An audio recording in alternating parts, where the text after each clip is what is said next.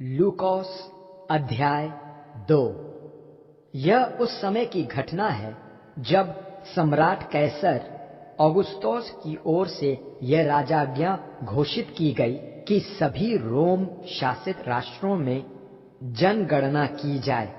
यह सीरिया राज्य पर राज्यपाल किरिनियुस के शासन काल में पहली जनगणना थी। सभी नागरिक अपने नाम लिखवाने के लिए अपने अपने जन्म स्थान को जाने लगे। योसेफ दाविद के वंशज थे, इसलिए वह गलील प्रदेश के नाजरेत नगर से यहूदिया प्रदेश के बैतलहम अर्थात दाविद के नगर गए कि वह भी अपनी मंगेतर मरियम के साथ, जो गर्भवती थी, नाम लिखवाएं। वहीं मरियम का प्रसव काल पूरा हुआ और उन्होंने अपने पहिलौठे पुत्र को जन्म दिया।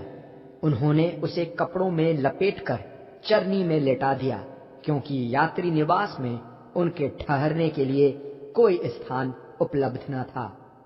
उसी क्षेत्र में कुछ चरवाहे रात के समय मैदानों में अपनी भेड़ों की चौकसी कर रहे थे। सहसा प्रभु का एक स्वर्गदूत उनके सामने प्रकट हुआ और प्रभु का तेज उनके चारों ओर फैल गया और चरवाहे अत्यंत डर गए। इस पर स्वर्गदूत ने उन्हें धीरज देते हुए कहा, डरो मत, क्योंकि मैं अतिशय आनंद का एक शुभ संदेश लाया हूं, जो सभी के लिए है। तुम्हारे उद्धारकर्ता ने आज दावीद के नगर में जन्म लिया है। मसीह प्रभु वही हैं। उनकी पहचान के चिन्ह ये हैं: कपड़ों में लिपटा और चरनी में लेटा हुआ एक शिशु।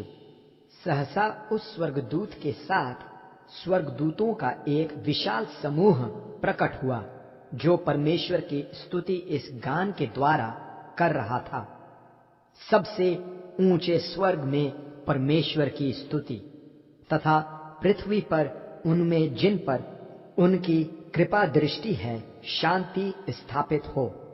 जब स्वर्गदूत स्वर्ग लौट गए, तब चरवाहों ने आपस में विचार किया, आओ हम बैतलहम जाकर वह सब देखें जिसका प्रभु ने हम पर प्रकाशन किया है।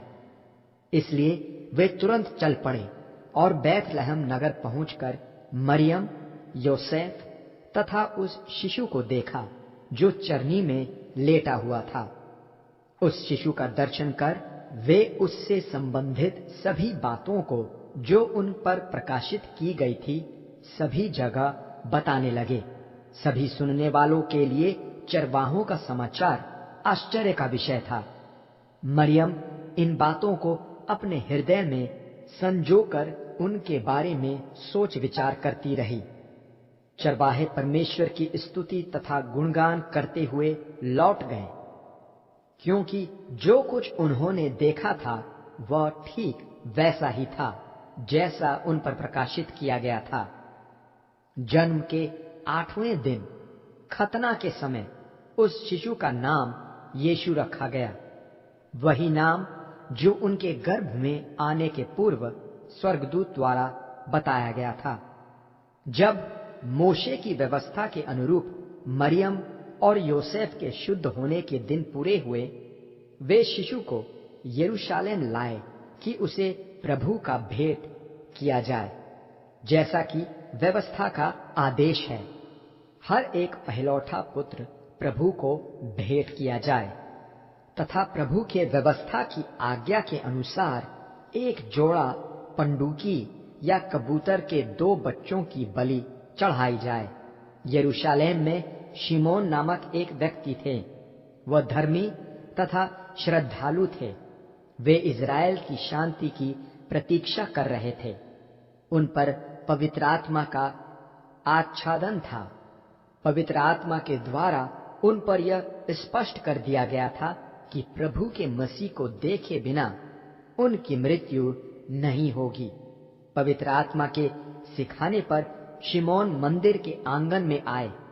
उसी समय मरियम और योसेफ ने व्यवस्था द्वारा निर्धारित विधियों को पूरा करने के उद्देश्य से शिशु यीशु को लेकर वहां प्रवेश किया। शिशु यीशु को देखकर शिमोन ने उन्हें गोद में लेकर परमेश्वर की स्तुति करते हुए कहा, शिमोन का विदाई गान। परम प्रधान प्रभु, अब अपनी प्रतिज्ञा के अनुसार अपने सेवक को शांति में विदा कीजिए, क्योंकि मैंने अपनी आंखों से आपके उद्धार को देख लिया है, जिसे आपने सभी के लिए तैयार किया है। यह आपकी प्रजा इस्राएल का गौरव तथा सब राष्ट्रों की ज्ञान की ज्योति है। मरियम और योसेफ अपने पुत्र के विषय में इन बातों को सुन चकित रह गए। शिमोन ने मरियम को संबोधित करते हुए ये आशीर्वचन कहे, यह पहले से ठहराया हुआ है कि यह शिशु इस्राएल में अनेकों के पतन और उत्थान के लिए चुना गया है। यह एक ऐसा चिन्ह होगा, लोकमत जिसके विरुद्ध ही होगा। यह तलवार तुम्हारे ही प्राण को आर पार बेध देगी, कि अनेकों के हृदयों के विचार प्रकट हो जाएं।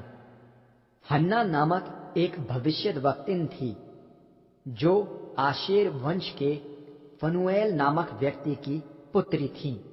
वह अत्यंत वृद्ध थी तथा विवाह के बाद पति के साथ मात्र 7 वर्ष रहकर विधवा हो गई थी।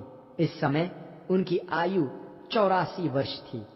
उन्होंने मंदिर कभी नहीं छोड़ा और वह दिन रात उपवास तथा प्रार्थना करते हुए परमेश्वर की उपासना में तल्लीन रहती थी।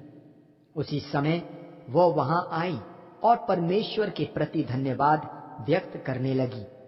उन्होंने उन सभी को इस शिशु के विषय में सूचित किया, जो यरूशलेम के छुटकारे की प्रतीक्षा में थे। जब योसेफ तथा मरियम प्रभु के व्यवस्था में निर्धारित विधियां पूरी कर चुके, वे गलील प्रदेश में अपने नगर नाजरेत लौट गए। बालक यीशु बड़े होते हुए बलवंत होते गए तथा उनकी बुद्धि का विकास होता गया। परमेश्वर उनसे प्रसन्न थे तथा वह उनकी कृपा दृष्टि के पात्र थे। मसीह यीशु के माता पिता प्रति वर्ष फसह उत्सव के उपलक्ष्य में यरूशलेम जाया करते थे। जब मसीह यीशु की अवस्था 12 वर्ष की हुई, तब प्रथा के अनुसार वह भी अपने माता पिता के साथ उत्सव के लिए यरूशलेम गए। उत्सव की समाप्ति पर जब उनके माता पिता घर लौट रहे थे, बालक यीशु यरूशलेम में ही ठहर गए। उनके माता पिता इससे अनजान थे। यह सोचकर कि बालक यात्री समूह में ही कहीं होगा, वे उस दिन की यात्रा में आगे बढ़ते गए। जब उन्होंने परिजनों मित्रों में मसीह यीशु को खोजना प्रारंभ किया, मसीह यीशु उन्हें उनके मध्य नहीं मिले। इसलिए वे उन्हें खोजने यरूशलेम लौट गए। 3 दिन बाद उन्होंने मसीह यीशु को मंदिर परिसर में शिक्षकों के साथ बैठा हुआ पाया। वहां बैठे हुए वह उनकी सुन रहे थे तथा उनसे प्रश्न भी कर रहे थे। जिस किसी ने भी उनको सुना, वह उनकी समझ और उनके उत्तरों से चकित थे। उनके माता पिता उन्हें वहां देख चकित रह गए। उनकी माता ने उनसे प्रश्न किया, पुत्र, तुमने हमारे साथ ऐसा क्यों किया? तुम्हारे पिता और मैं तुम्हें कितनी बेचैनी से खोज रहे थे। क्यों खोज रहे थे आप मुझे? मसीह यीशु ने उनसे पूछा, क्या आपको यह मालूम न था कि मेरा मेरे पिता के घर में ही होना उचित है? मरियम और योसेफ को मसीह यीशु की इस बात का अर्थ समझ नहीं आया। मसीह यीशु अपने माता पिता के साथ नाजरेत लौट गए और उनके आज्ञाकारी रहे। उनकी माता ने ये सब विषय हृदय में संजोए रखे।